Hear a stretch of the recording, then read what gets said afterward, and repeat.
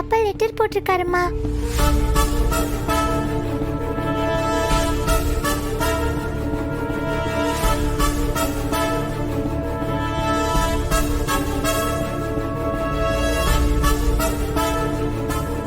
Sorry Bharathi, இப்படி ஒரு letter உங்களுக்கு நான் எழுதுவேன்னு நீங்க நினைச்சு கூட பார்க்கல.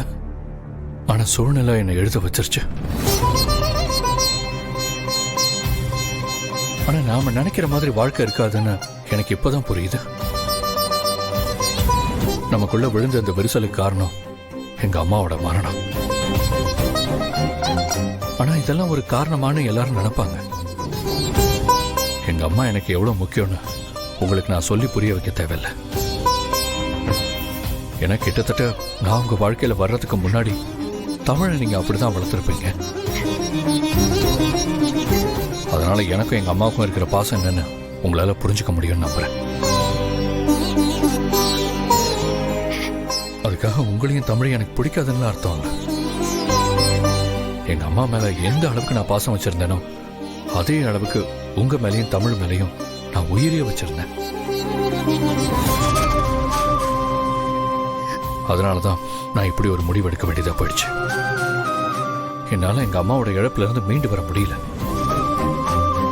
அதுக்கு காரணம் நீங்க தாங்கிறதையும் என்னால மறக்கவே முடியல. இல்லாத அம்மாவுக்காக இருக்கிறவங்க கூட சண்டை போட்டுக்க கூடாதுன்னு தான் நான் நினைப்பேன். ஆனா நான் இழந்தது சாதாரணமான உறவு இல்லையே, அம்மா.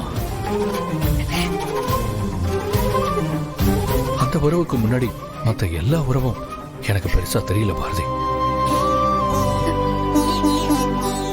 என் இதயத்தை கல்லாக்கிக்கிட்டு தான் இந்த லெட்டர் நான் எழுதுறேன். ஏன்னா இந்த லெட்டர் உங்க கையில இருக்கும்போது நான் உங்க பக்கத்துல இருக்க மாட்டேன்.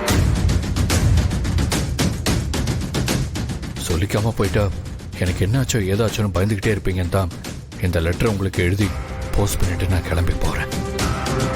என்ன நீங்க தேட வேண்டாம் பாரதி.